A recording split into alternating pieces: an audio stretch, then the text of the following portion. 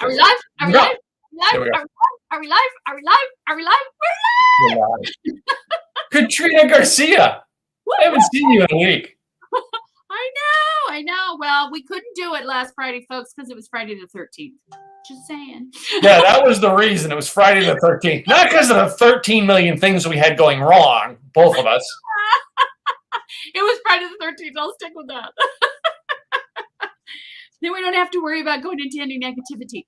Before we go into the business aspect of the show, though, I got to ask, how's the moving coming along? It's coming. A lot of packing, a lot of boxes, walking over stuff, painters, plumbers coming in and out, painting. I must say, though, they have busted butt. We had the outside painted and restuccoed. We've had the inside painted completely. The bathrooms are almost finished in regards to being refurbished. And all we have left then is the landscaping. And our house goes up on the market first week in September. And do you think yours is going to sell as fast as Tony's did? Actually, I think it might sell. Well, it might.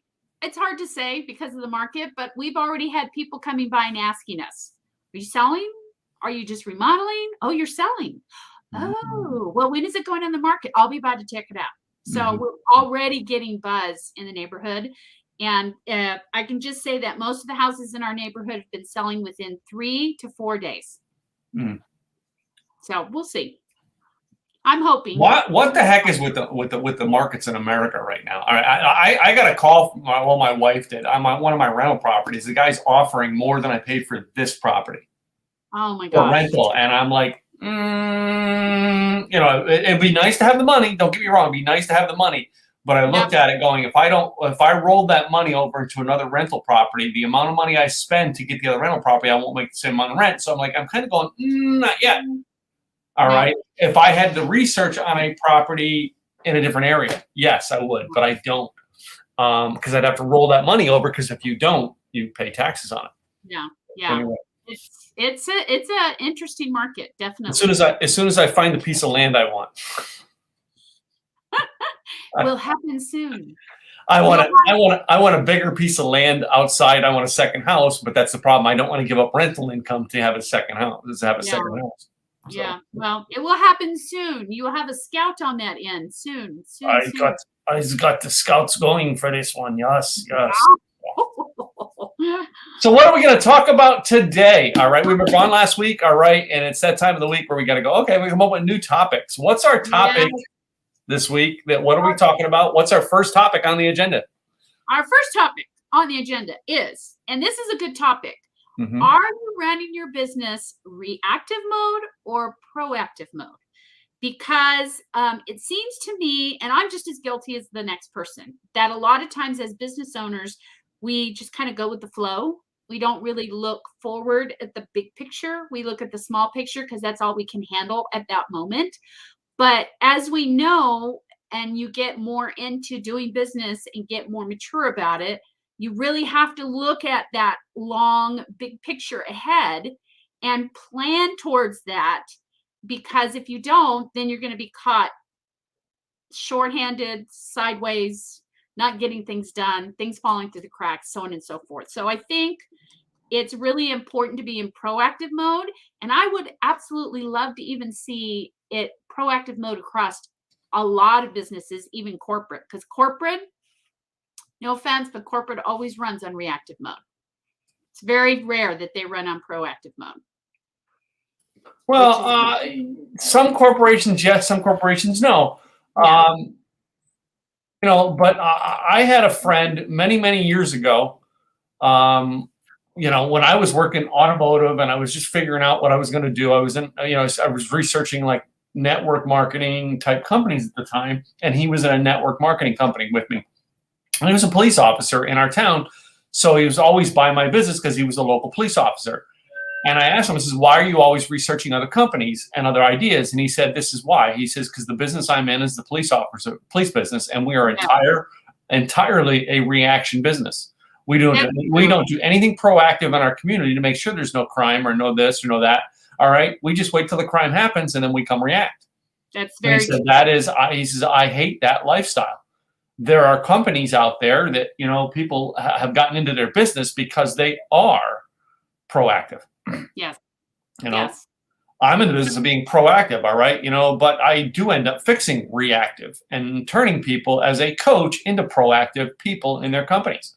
Yeah. Well, and I try and do the same thing when it comes to the website. You want to be proactive with your website instead of reactive and trying to react. And a lot of that goes into social media too. If you think about it, a lot of times people will put social media out there and as a reactive instead of proactive. And now they have to react because it's kind of been this whole, let me take it back a little. There have been some corporate social media that's gone out where it hasn't been thought through. They've gotten a lot of backlash, and that's being proactive and thinking things through and saying, will this really go over well with our audience, especially at this given time?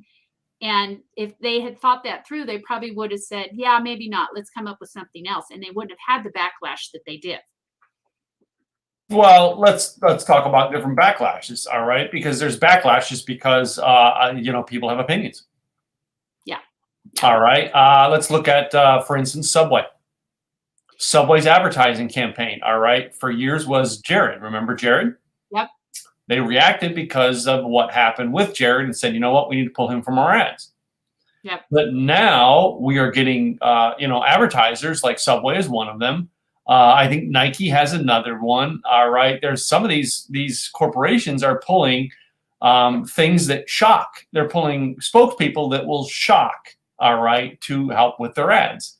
Yep. Is that reacting to their customers going, well, we want something different to that's a shocking reaction? I think it's more of an insurance for the company so they don't get sued.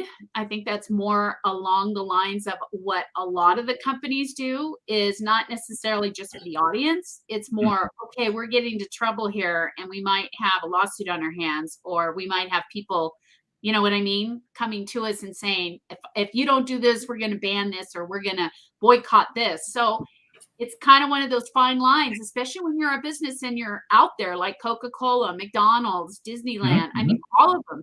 When you're really well known and a lot of people see you and you have this image already set up and you do something against that image when your audience is expecting something of you and you're trying to do something new, it's hard to do because your audience is expecting you in this box and you're trying to think outside the box and they're not ready for it. Yeah. So it's kind of like that fine line. How do you do that as a business when you're trying to? Yeah. But have you seen the movie Coach Carter? No, I have not. Okay. So I seen a blip of it and I was like, okay, I got to go find it. And as soon as I found it, I caught it into the show late, but still it's like, I watched the movie and I'm like, oh my God. And this is based on real incidences. And what he did, something he did was like closing down and basically forfeiting games because his students refused or did not get their grades up. Yeah. And you know what I mean? The parents all fought and like, oh, I got to get my son because basketball is the only thing. And when they finally said, that's it, we're going to open the doors and we're going to let people back into play. And he said, if you do that, I quit. And he went in there to quit. And while he walks in there to quit, they show all of his students there in desks going, no, we understand now why you're doing it. And we're going to follow your plan. Just because they said we have to play doesn't mean we're going to, because we started as a team. We're going to finish this as a team. Yeah. All right. And now you're looking at reaction. You're looking at the world and you're looking at things that go, and you look at a story like that and go, there's a man who stood up. All right. And he created, he was proactive and going, I see a problem. I'm going to solve the problem with these boys. How many of us in our businesses will go and be that Coach Carter and willing to take a stand for? Yeah. Because it's not, my husband says this all the time, and I truly believe it as well. It's easy to do the wrong thing. It's really hard to do the right thing. Really hard. And that's why so many people in business and anything across the board, it's easy for them to point the finger at somebody else and take accountability, which we've talked about. But being that proactive and saying, listen, I see this happening and I think we need to go this direction as opposed to this one. And you're going up against all of these these factors and people say, no, that won't work because of blah, blah, blah, they see something that others are not seeing. And I think as business owners, we have to be smart about that. And are we seeing things now that down the line are going to cause issues that we can fix right now and be proactive? Or are we just going to wait till it happens and then we'll be on reactive mode and just deal with it when we deal with it? Mm. And it's a big, I think personally, as a business owner, you really need to be a little bit of both. As you said, you're going to have fires that you got to put out, and that's reactive mode. But if you're proactive by putting, like we've talked about, systems in place and so on and so forth, it helps you to be on a more proactive mode than reactive. Yeah. So, that being said, all right, it's something I think all of us have to judge our own businesses. This is the great part about America. If you're an American, those people who watch our show in America, is you still have the freedom to run your own business. So yes. I personally think you should take ownership of your business and become a proactive person as opposed to a reactive person. And remember, when it comes to reactions to what happens, is you can't fix yesterday. You can only fix tomorrow. True. You can't try and mop up spilled milk that's already happened years ago. Yeah. It happened. If the milk has dried by now, ladies and gentlemen, yeah. it's not a wet mop you need. It is a scrub brush. Yes, exactly. It's a done deal. Done deal. All right. What's next? What's next on our agenda? Our next topic, I thought, is one of my favorite topics because I'm a geek at heart. And I don't know if anybody knows this, but do you know who Tim Berners-Lee is? Is he related to Jason Lee from My Name Is Earl? No. That would be a kick, wouldn't it? No, believe it or not, he is the one who invented the World Wide Web in 19. No. Al Gore did that. No, that some people right before he cured global warming. Yeah. Yeah, or Steve Jobs did. No, believe it or not, we had no World Wide Web or no internet until 89. And all these kids are like, it's been around forever. Yeah, since you were born. But the rest of us. Well, when you were born in 92, it has been forever. I'm just saying, yeah. Yeah, it seems like it. But I mean, think about it. If he didn't come up with the World Wide Web, and his intent for it was to share information and make it free across everybody so that everybody could find information and get information that they needed. That was his main intent for it. Now, it originally started where the military started utilizing it first, and they utilized it privately. So it didn't go public yet. It was just the military using it, scientists, researchers, and academics and so forth. But then it went public. And as soon as it went public, I mean, think about it. We got to find out how to get maps to where we go now. We got to help with arguments of, no, was it this guy or that guy that was in the movie? No, the movie was called. I mean, now we get to look these things up. We get to look up words that maybe, I mean, who actually has a dictionary that's a book dictionary these days? They all look online, and everything is housed online. I mean, for the most part, even our systems, they're all housed online. So it reminds me of I don't know whether it was Donald Trump or which businessman it was in the early 90s. He's watching this guy on Jeopardy answer every question. And his buddy leans to him and says, "So how much would you pay for a guy like that?" And he goes, $300. Like an hour? No. A day? No. 300 total. Well, why 300? Because everything that guy knows I can get in the Encyclopedia Britannica for $300. Yep. I want somebody who can think. And I think what our World Wide Web has created is a lot of people who can research.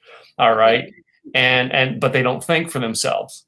And then it comes down to like Wikipedia. How often do you look up stuff on Wikipedia? A lot, actually. Yeah. Well, then you go to Wikipedia where, it's a group of people putting in the information. So now you research it and you have a political agenda behind it. So guess what? You're going to throw out now the ones that don't fit your political agenda. And you're only going to read the articles that fit. Yeah. You know what I mean? Now it has become the opposite of what it was supposed to be. It's supposed to be an idea that we we research it. It's like, like a book.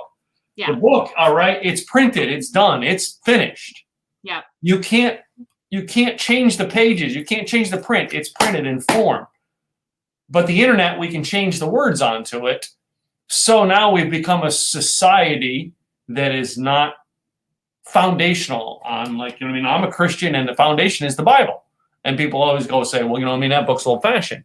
Yeah, but that book is still more relevant to us as Christians thousands of years after it was written.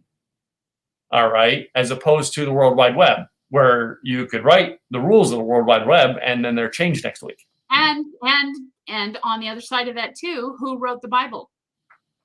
A bunch of old white men. I'm sorry, guys, but it was a bunch of old white men. For all of those who think I'm racist, it just, you know what I mean?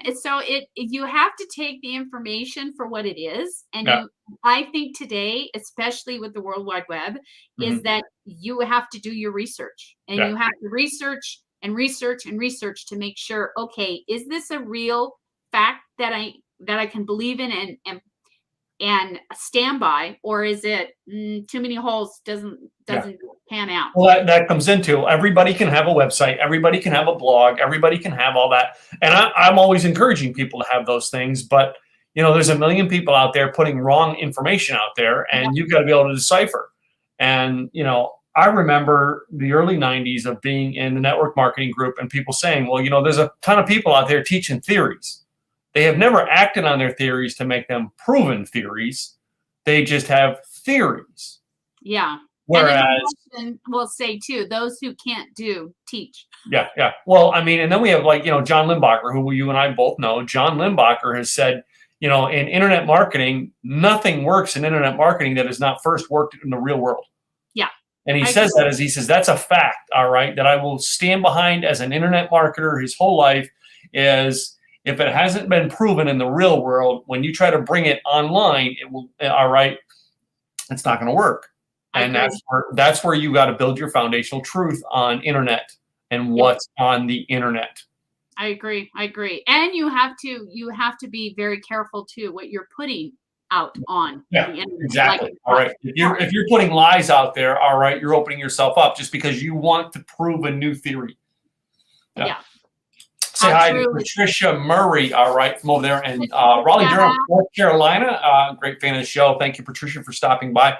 I think it's the Durham Writer or something is her website. Go check her out. So nice, Patricia. Nice. Yeah. It's and I just thought it was cool because, like I said, I'm a closet geek, and I remember way back when I first started on computers, it was DOS based. There was no Windows. It was DOS. No, my first computer was DOS. Yeah. Yeah. It's all DOS based, and it was very logical. So you had to think very logically. And I remember because one of the first programs I got on my computer to use was it was a DOS based Quicken version of Quicken. Yeah. You remember? Quicken, which was now QuickBooks. Most people use for business, but it was to manage my personal finances. And I had a game on there. I think I had 2 games that I was playing. I think Tetris was one of the popular ones. Snake. The snake game is what I played. Yeah. And there was Pac-Man. Yeah. Because it was logical and it was very simplified. And now look what all the stuff we've got now, and the technology and the graphics and it blows my mind. Now we're talking about AI, artificial intelligence, and it's just blows my mind where we've come from point A to point B since I began my little life. Yeah. Blows me away. Just blows me away. But I just thought this was really cool information because yay, Tim Berners, because if we didn't have him inventing this, we wouldn't be talking right now. You wouldn't be shopping on Amazon. You wouldn't be going on social media. You wouldn't have a website. You wouldn't have any of that. So you got to probably, but also if we didn't have a World Wide Web, I'm gonna put this out there. We didn't have a World Wide Web. We probably wouldn't have had a pandemic last year. Possibly, very possible. Because you know what? If you think about it, in the Old West, they had a lot more criminals that showed up as soon as they put the telegraph started and they let everybody know about what's going Yep. on. Yep. It was all a form of communication. Yeah. Whereas, you know, our form of communication for the internet was for news, we watched the TV. Yeah. All right. And I knew many people who never bothered to turn the TV on. They might have had their radio on and heard like blips here and there. Yeah. Right. You know what I mean? There's stuff that happened in the news in the 70s and 80s that I have no clue about. Why? Because like I refused to watch the news as a kid. I was like, that's boring. I want to watch BJ and the Bear. I don't want to watch. I love BJ and the Bear. I do too, yeah. BJ and the Bear and the Dukes of Hazzard, which I know both of them are kind of both outlawed now, but anyway. Yeah. Ooh, fun times. Mm-hmm. So our next topic, I'm going to let you take this one. Oh, man. All right. And we wanted to do this last week because it came out last week. How many of you guys are fans of Aretha Franklin? Ooh, me. Yeah. I love Aretha. I love Aretha Franklin. I love her song, Respect. And the movie came out, but it made me think about the concept of respect. How many times in America today are we going out, ladies and gentlemen, and we are demanding respect? And I heard that song when I was a kid, and it almost sounded to me, and a lot of people who were fans of it were like, you better respect me, when they did not give respect. No. All right. And I'm a huge Aretha Franklin fan, and I'm not sure that that's why Aretha did the song. I've never met her in person, and I cannot answer that question. We can we can think we know the answer to it because we've seen the movie. Here's the bottom line: just because I've seen the movie Tombstone does not mean I know exactly what Wyatt Earp was thinking. All right, it doesn't work that way. I do know from a society of kids that I have watched, grown up, and what I am seeing right now in our world is there are people right now who are not respectful. Nope. All right. You're wondering why your kids, you know what I mean, are having scuffles with the law or the principal or the teacher or stuff like that. Is because they've never learned to respect the position. All right. We talk, Katrina and I, we don't hardly ever talk on the show about our political opinions. There are people out there right now who want to disrespect our current president because they like the last one. I'm sorry, I cannot like the current president all I want. I cannot like the last one all I want. But the office of the president, I will respect. Yeah. Whether I like Joe Biden or not. Whether I liked Donald Trump or not, I respect the presidency. And I respect the fact that they got the votes to get that job, whether I like them or not. That is respect. It is given first before it is asked for. All right? If you want to go out into a world and demand people respect you, well, I demand it because I deserve respect. You don't deserve shit. Crap. You don't deserve crap in this world, guys. I'm sorry. The only thing you deserve is what you earn yourself. And that's where I wanted to go with that thing. Yeah, ladies and gentlemen, all right, when I first actually seen that is exactly what I thought was on respect was, oh my God, we're going to teach a whole other generation of people to go, respect me. You know what I mean? It is not. If you noticed on this show, most of the time when Katrina's leading it, I respect what Katrina, she's the lead of the person of that topic. I respect her, and she is that lead at that moment. Katrina and I both have a coach and friend, Craig Duswalt, which we talk about a lot. Yeah. I go to Craig's events, all right? There's times I may know more than Craig, but do I ever stand up and go, well, Craig, I know this, all right? Come on, guys, respect the idea. No, I don't. I simply sit back, all right? And many times Craig goes, you know, I kind of know a little bit about this, but Katrina knows more. Katrina, come up here and tell people about that. It's exactly what he does. And that, ladies and gentlemen, is respect. Yes. All right? By going into a room, just because I may know more than you doesn't mean it that I demand you respect me. So let's see some of our comments we have. So Patricia, who's watching today, love Aretha Franklin. Yes, by the way, she's just an awesome musician. She's the queen of soul, ladies and gentlemen. Actually, the original version of Respect was by Otis Redding. Nowadays, the young folks are saying, put some respect on my name. Okay. Anyway, my biggest thing that I want the guys to understand is, you know, when you walk into a room, respect that it's not your room. You know what I mean? I attend many events. I attend very many virtual events, and I respect the people who are there. I've had people want to be on my other podcast, all right, and refuse to follow the rules, who think they're above the rules. Mm-hmm.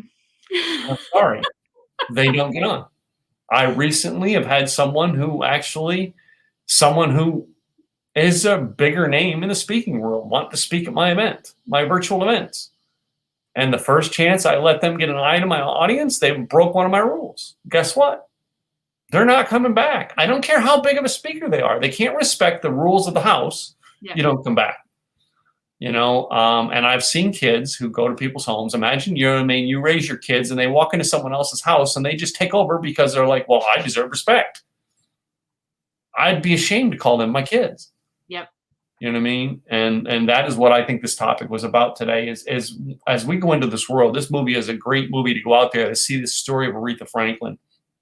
But when we look at the idea of the word respect, it is not something you demand. It is something you give first. Something you earn. Yeah, it is something you earn. You got to earn it. You got to earn it. And you can't say they got to respect me first before I respect them. No. Mm-hmm. And our good friend Tony Caruso, great example of this. All right, when Tony was brought in as Craig's, the first time Tony was brought in as Craig's, event planner. Mm-hmm. I was used to the old event planner. She was my friend. She still is. She's still a great friend. We had a certain way that we ran the back of that room, and guys, I've been the back of Craig's room longer than anybody right now. All right, because I've stayed with him throughout the years, through many changes. And Tony came in the beginning. I was like, no, we don't do it that way. But then Tony said, well, that's what we're going to do it now. And I just sat back and I just like, you know what I mean? If Tony crashes and burns, I've got to let her do that. She has the top role of it.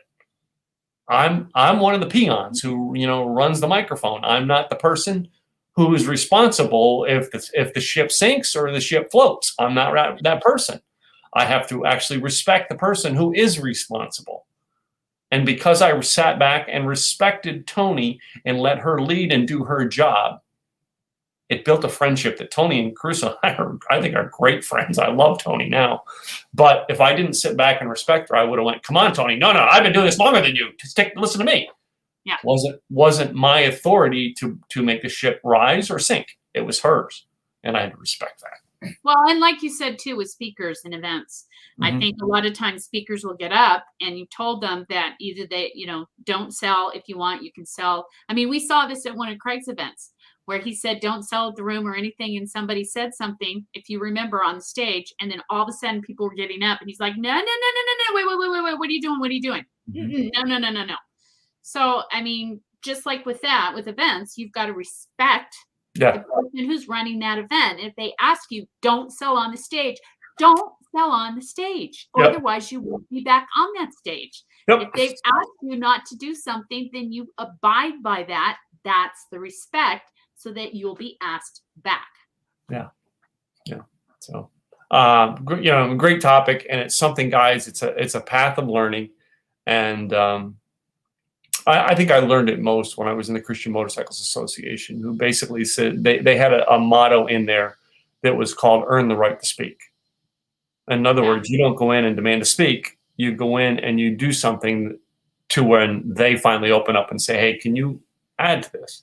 Now you've earned the right to speak. And when you actually are trying to get on other people's shows, that is the biggest thing that you should try to do, ladies and gentlemen, is learn to earn that right to be able to share your message. Yeah. I agree. I think the other thing, too, is gratitude. Being grateful for the people that give you opportunities, being grateful for the people that are in front of you, being grateful for those people that are smarter in the room that you're learning from. And let's face it, my biggest pet peeve is don't walk into a room thinking you're the smartest one in the room, because 9 times out of 10, you're the dumbest one. It's usually the people, wait, have you noticed? It's usually the people who think are the smartest are the dumbest. And it's usually the people who walk in as the dumbest that usually are the smartest. Yes. Just saying on that. You can learn something from anybody in that room, regardless if they've just started their business or they've been in business for years. Yes. Doesn't matter. So. Doesn't matter. And that's part of respect too, personally. Though, Katrina, when Blab first came out, like I know, some people in the room today that I knew from Blab, when Blab first came out and I got on there, I did this thing where I said, you know what, I'm going to be on 100 people's shows within 30 days. They're going to give me the right to speak within 30 days. And I didn't go on. And there were many people when it first started going, well, they go on. As soon as I get on screen, all right, you know what I mean? Here's my 5 reasons why you should blah, blah, blah, blah, and give the 5 reasons and their sales pitch. Yeah. And that became a thing. I got my way onto shows by coming in, respecting the system and going on. And I got 78 within 30 days. 78 times people invited me in and asked me to, allowed me to speak to the audience they had created. That is where you actually earn it. Recently, I seen a post this week, all right, which may be something we can talk about next week, is Clubhouse. That someone said, well, I'm done with Clubhouse. Why? Yeah. Because, maybe we put that on our topics next week, but Clubhouse is saying, well, Clubhouse is nothing more than a pitch fest now. Yeah. That's what happens, all right, when marketers get a hold of something, is eventually they don't go in and they go in and make their own rules. And before you know it, it turns out to something. And you watch, if it is a pitch fest, I've not been on there in a long time. If it is, watch. Droves, people will move on to something else. Yeah. And the reason is they came there to avoid pitches to begin with. Yeah. They came there to learn. Yeah, you brought what they were trying to avoid. That's part of the respect game. I walk into a room, and I actually was in a room on Clubhouse one night for probably 2.5 hours that Glenn Morshower was leading. All right. I didn't say anything until Glenn said, so Tim Gillette, I want you to speak up now. Up until that point, I was a listener only. All right. And there was tons of things being said in there and that when Glenn made me step up and say something, because Glenn knew I knew something about the subject. But I didn't stomp on somebody and say, well, no, you're wrong. Here, I know better. No, I waited for the right to speak. And then I didn't go in and go, you're wrong. I shared my opinion. And I think what we should all do is share information instead of, I'll give you these 5 things, and if you're good at that, let's sign you up. Let's it's not all about the sale. No. And that's the same way with social media. It's not all about the sale, folks. It just isn't. People are tired of being sold. They don't want to be sold anymore. Well, imagine our world. Yeah, imagine our world. All right, and I get it. There's people out there who are going to be aggressive salespeople. We're not going to condemn. But imagine our world if we went to this idea of, let me listen to you first. Mm-hmm. Let's listen and be respectful, and then we'll add value. Yeah. What would that world be like to you? I mean, think about that world, Katrina. Paint that world for yourself. Let's take a moment and paint that world. It would be bliss. Yeah. Absolute bliss. Yeah. Yeah. Because I think a lot of us are trying, and I work on this just as much as anybody else, but I think a lot of us are so they're not listening. They're just thinking about what they want to say and what they want to add and what they want to say and what they want to add instead of really listening to what's going on in the conversation. Yeah, exactly. I mean, and that's, I think, the conversations you and I have had is, how many times do you sit and listen when I talk? A lot. In other words, she said I talk too much. No. But when I asked Katrina a question, I listened. When we were doing our pre-show today, did I not listen? Listen. And what I said, well, I'm going to come back and I'm going to make the smart apple remark. But but I listened because the show prep is done for the idea that, again, this is a mutual respect position. I usually throw 1 to 2 topics in, and Katrina comes up with the other ones. And she does the research and she puts the points out. And if you can tell, that's the one she leads on. And you can tell this one here, you can tell this was the one that mattered to me. And I'm the one trying to lead it. But that's it. It's a respect for each other. That's what makes our show so great, is I learned that you know more in certain areas, and I want to let you lead the discussion. Same here. Yeah. Oh. Same here. Totally agree. Yeah. Speaking of which, by the way, I need help on our website. Can you help? I think I got somebody who can help you out.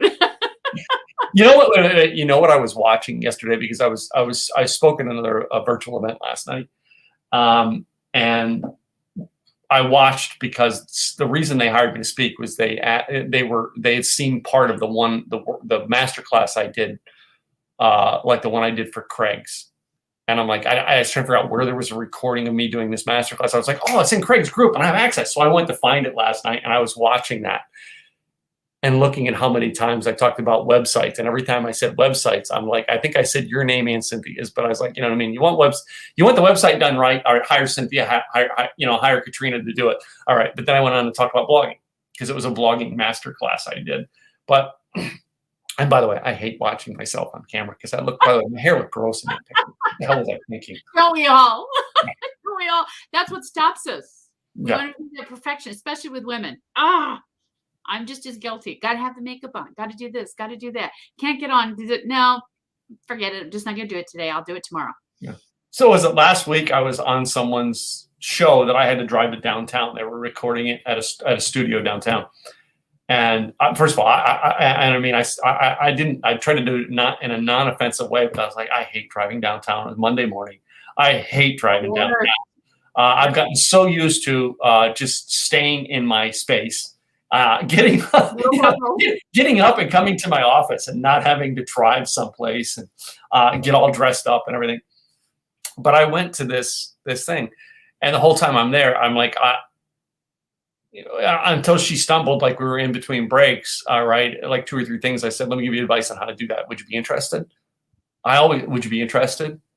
And then she's yes. So then I give her a quick bit of advice. Her producer gives her some advice. And sure enough, she follows the advice and takes off and finishes the segment.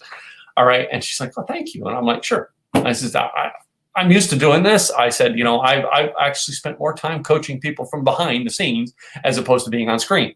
And that blows people's mind that I've done that more because they see me on screen so much.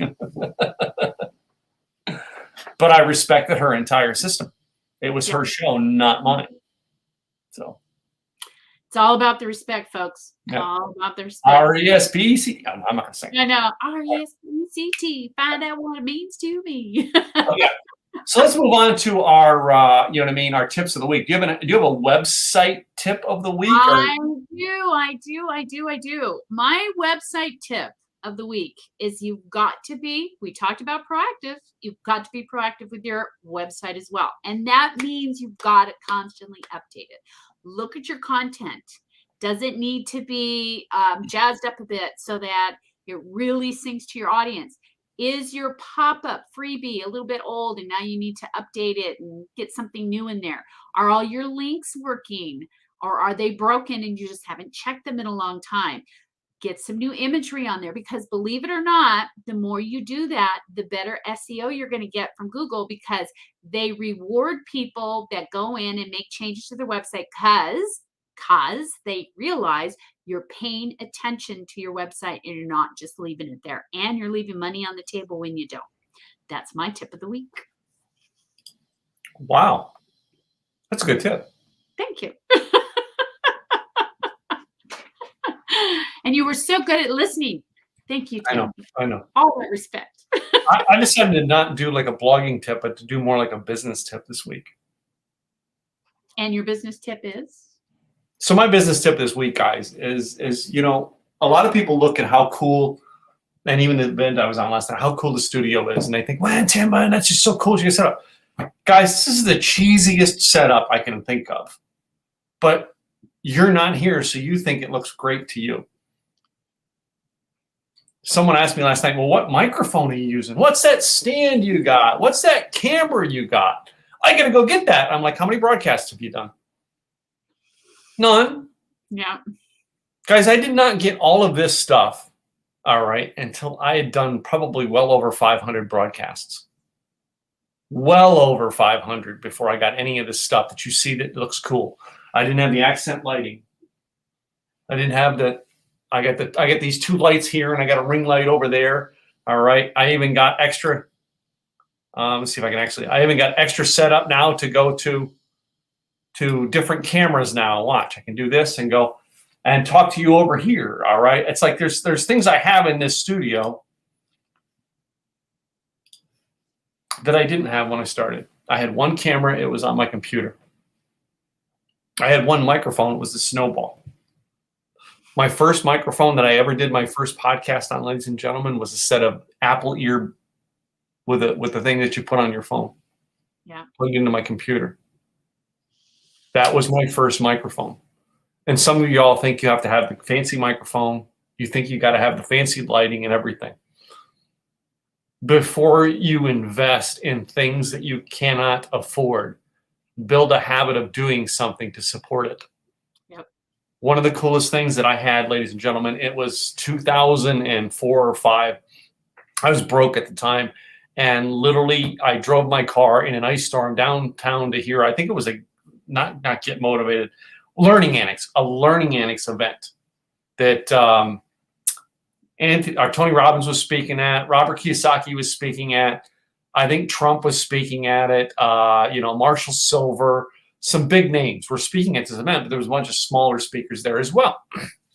And I got a VIP ticket and went down 2 days in a row in an ice storm to go attend this event.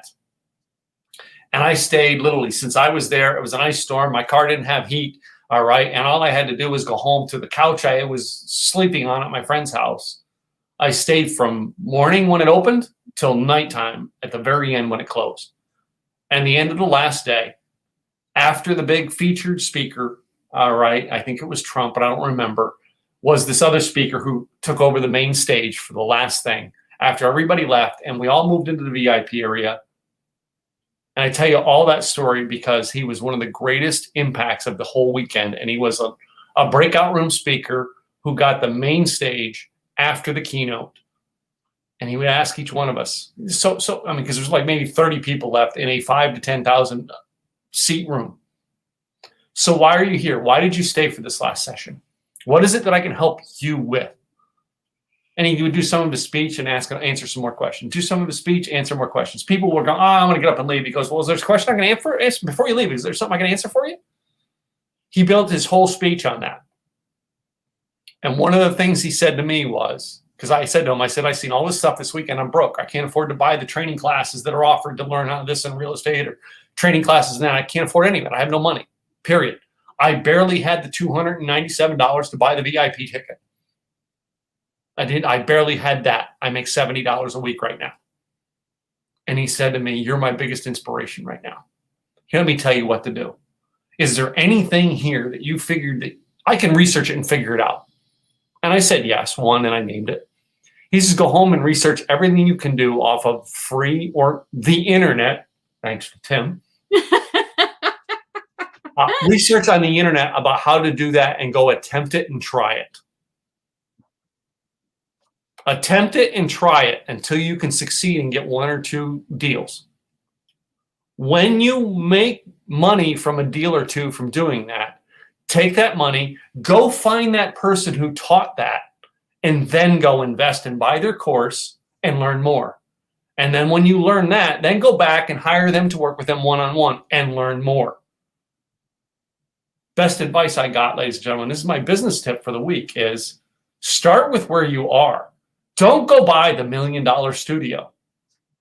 Start with the tools that you have in hand and use them to make money to buy the tools you need. Yeah. Again, I say it to my people all the time. Frank Kern makes more money with this thing right here than he does with his $100,000 studio by doing videos with his iPhone. Some of you all want to get the $100,000 studio in so you can get started. Frank will bypass you this month with his iPhone, and he's the number 1 internet marketer in the world. That's my tip of the week. Good tip. Very good tip. Yeah. That's a great tip. So we've got like 15 minutes left on our show. All right. What's our next topic? Our next one we kind of touched on, and that is on whether you're a good listener or not. And Did you say something? What did you say? Huh? I didn't hear you.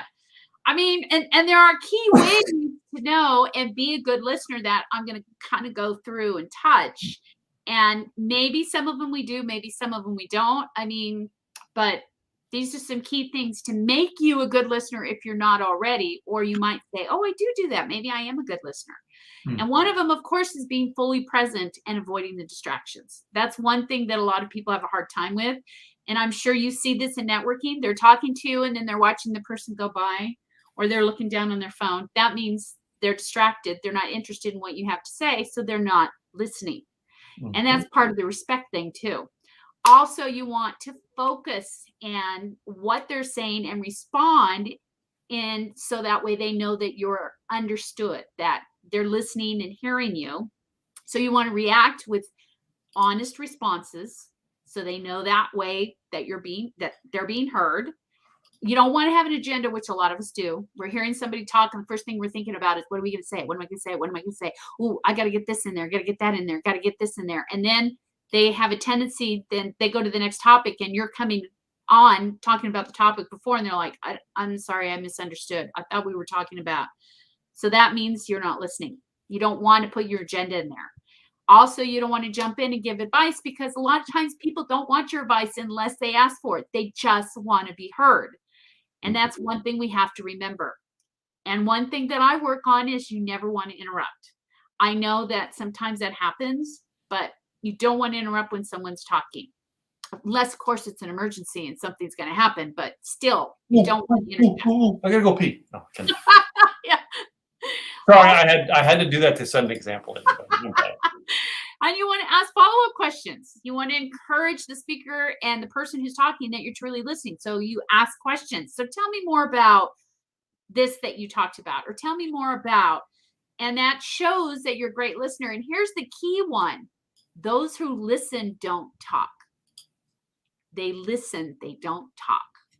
So we need to use these more than this in order to truly listen. Also, using your active body language by leaning in, nodding, that, okay, they're listening to me. They hear me. Okay.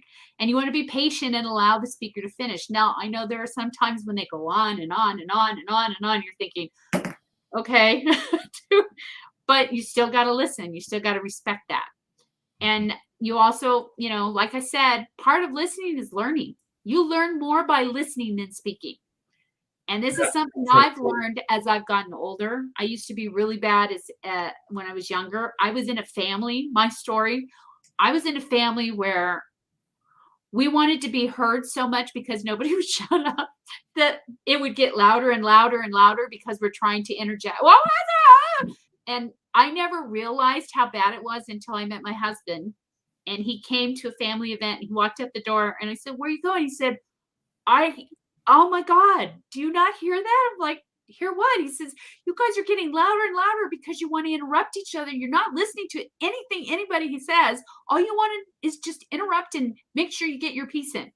Mm-hmm. And so it was a really bad habit I had that I had to work really hard at overcoming, because I would go to events and somebody would talk and they'd say, "If you'd stop talking or stop interrupting me," be like, "Oh, okay, sorry." Mm-hmm.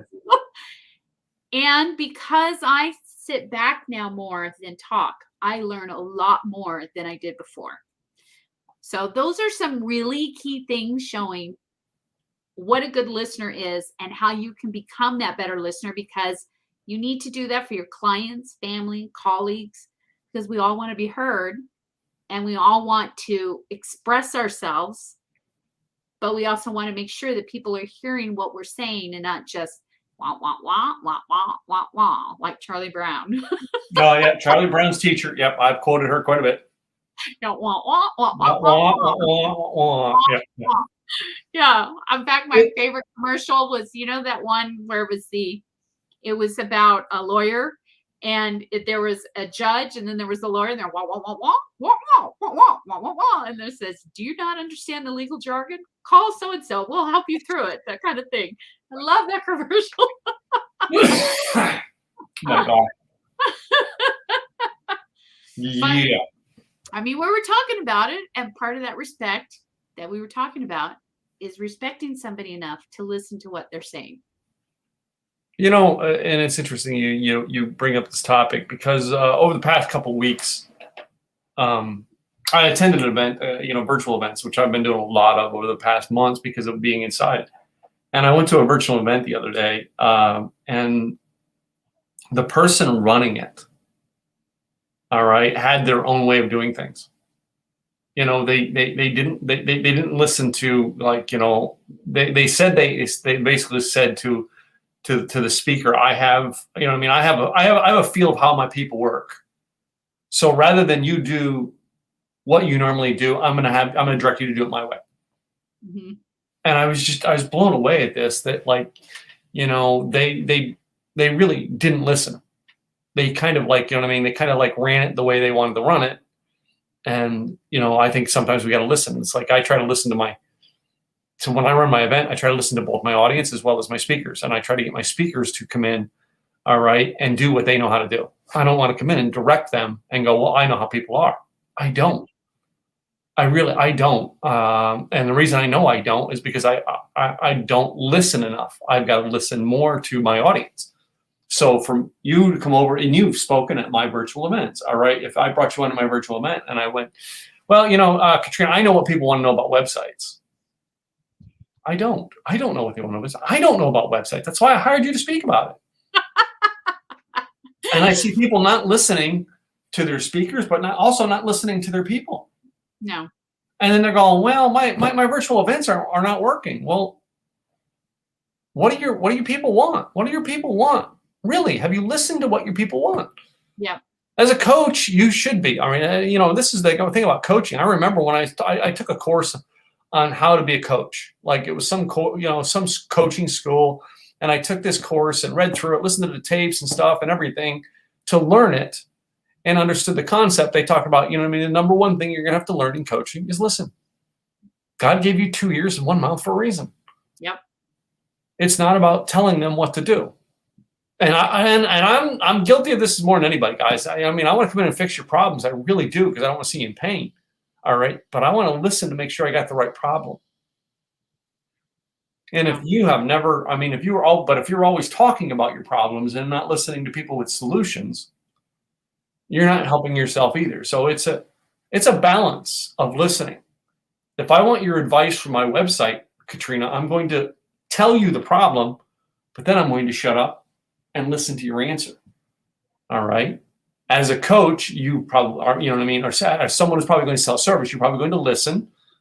But if I told you, well, this is everything I want, and then I got done with telling you everything I want, and I said, okay, well, I'll get back to you next week, and I go, are you really able to help me? Yeah. Why? Because I didn't stop to listen about how you can solve the problem. No. Or you're not even ready to hear it, and that's part of it too. There is a lot of that in the listening space. I will agree with you on that. I think that I think there are times I've gone to events and I've gone to things, and I'll hear the same thing over and over again, and I think, oh, I've heard that before. But because I wasn't ready to truly hear it, it didn't stick, so I didn't do it until all of a sudden now I was open to it. I was ready to hear it. Now it's stuck. Talking about Tony, there were times she would tell me, well, why don't you do A, B, and C? And I'd say, yeah. And then I'd go to Craig's event or I'd go to someone else's event. And then all of a sudden I'd hear it. I'd start doing, she said, I told you that a long time ago. Just wasn't ready to hear it. Yeah. I wasn't ready to implement it. I wasn't ready to hear it. So we can't get upset a lot of times with our clients when they don't follow through, especially as coaches, because they're not ready. Yeah. They're not ready to hear it. And so if they're not ready to hear it, fine. Okay, they're not ready to hear it. And I think that's why a lot of people will hire one coach after another coach and say, oh, she didn't work, or he didn't work, or that didn't work for me, or no, that didn't work for me. And it could be, it's not the coach. It's the person thinking they already know what they need. So they're not hearing anything the coaches are telling them, nor are they implementing it. I think maybe this calls for an assignment. Before we do, though, I do remember this being said. How many times have you heard you and I going to Craig's event? PR Web. Yep. Over and over. And have you done it? Have you done it? So Craig tells us at all of our events, and everybody's like, well, what should I do? And he goes, PR Web. And they still don't. He has said that I don't know how many times, and people still come and ask, well, what should I do to publicize my event? PR Web. .com. Anyway, it's just funny. But no, I think this calls for an assignment. I really think this calls for an assignment. And I'm going to say, if you have a coach and you have a mentor, I'm going to encourage you to take a quick phone call with your coach or mentor this week. And I'm going to encourage you to ask this question. What is one thing that you have said that I have not listened to in the past year? And then shut up and listen. Good question. If you're willing to take that challenge, put a me in the comments right now. I want to know it, that you're going to do it, and I will come back to see who watches the replay and does it in the replay. Good question. And that's part of the business too, is asking the right questions. Speaking of coach, are you coming on Monday and Tuesday? Tuesday. Yes, You're going to be here? Cool. All right. Yes, I will. I'll be at the mastermind. Yay! You're not at the Monday one, are you? No, I'm not part of the elite group. I am. I know. That's because I listened.